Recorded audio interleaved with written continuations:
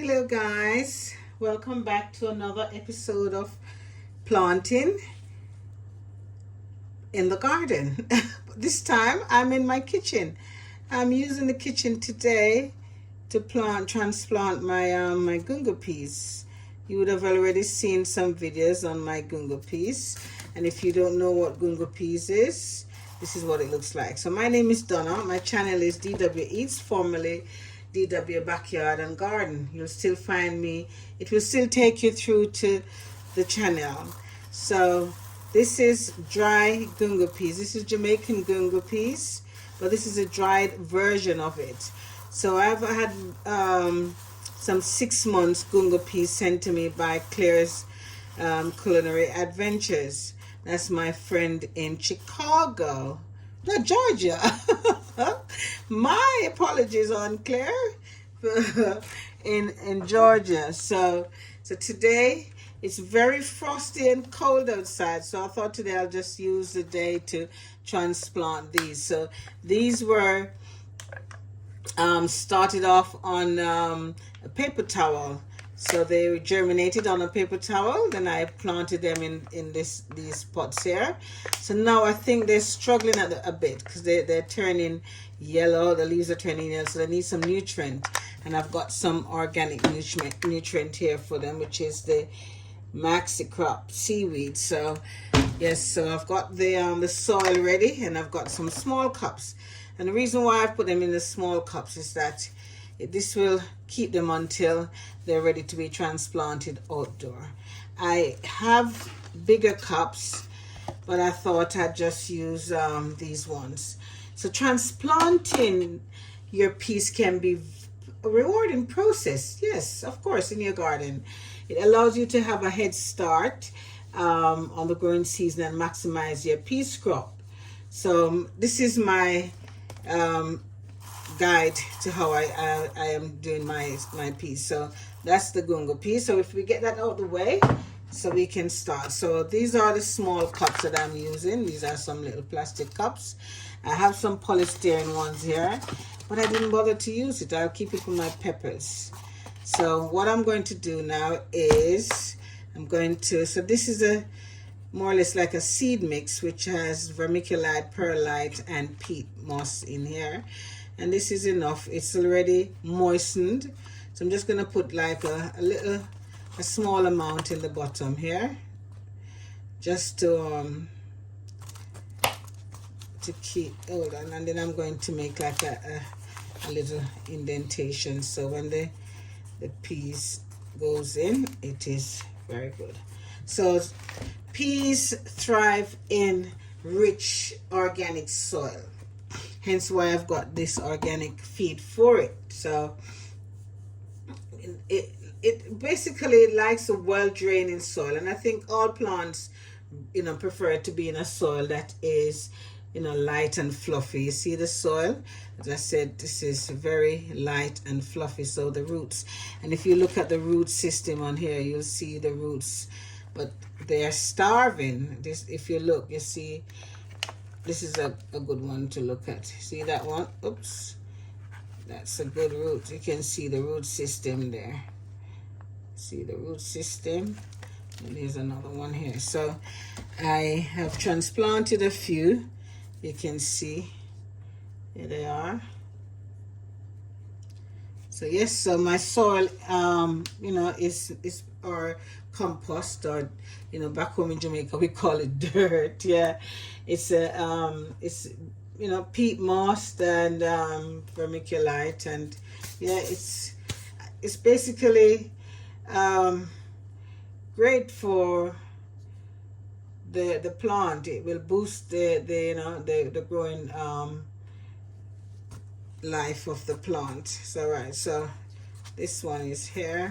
So what I'm going to do now is take this out. Hold on, see if I can get, what I normally do is just kind of ease this one out a bit. I don't know if you can see, without damaging the roots, remember,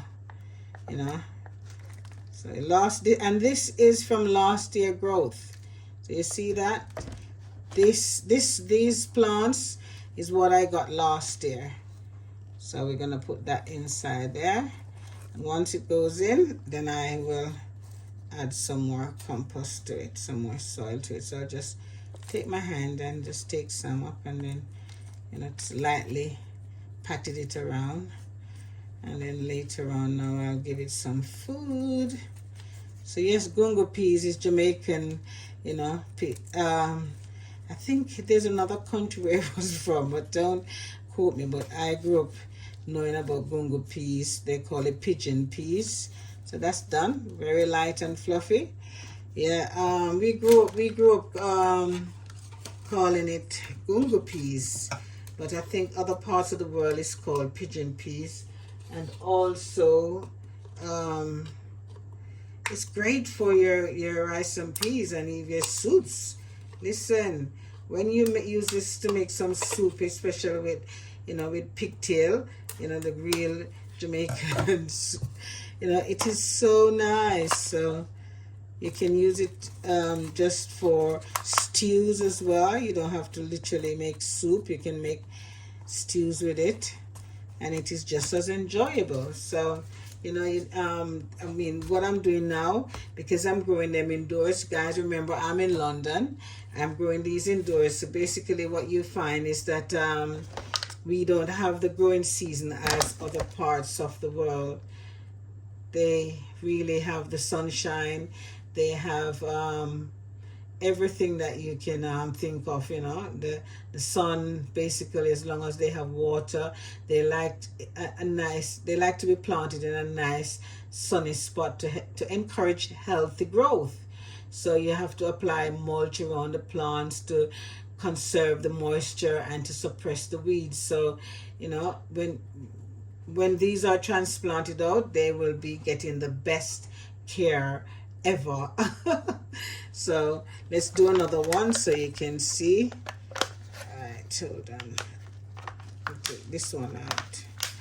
We're gonna take, instead of damaging the roots, we gently ease it. We gently ease it out. Can you see? We gently ease. So yes, this is a 6 months gungo. So hopefully by June, July, I should be having, it should start to bear a lot of fruit. So, and I have a lot of plants here. So last year I only had two plants, and I was able to get more seeds from the plants. So this year now I have more than 2 plants. So the fact that I have more than 2 plants, I am hoping to get, I think I have too much in here. So hold on. I think I had too much earth. You want some earth at the bottom to support it. You don't want to just put it in there with the roots just at the bottom. You need some earth at the bottom, you know. So some compost, as I said, this is with vermiculite, perlite, and peat moss. Yeah, and this is very light and fluffy. So, and I will definitely, and I've got over here, I don't know if you can see, if you look over there, I've got my watering jug with rainwater in there. So yes, the kitchen is taking over today.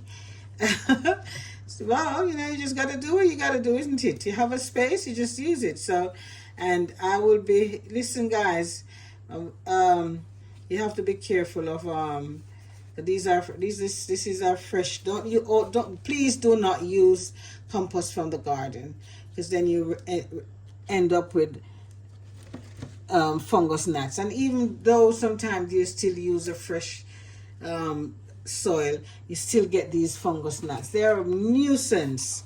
So anyway guys, you can see that I've transplanted I've done, how many I've done here? I've done a few here. So yeah, and I will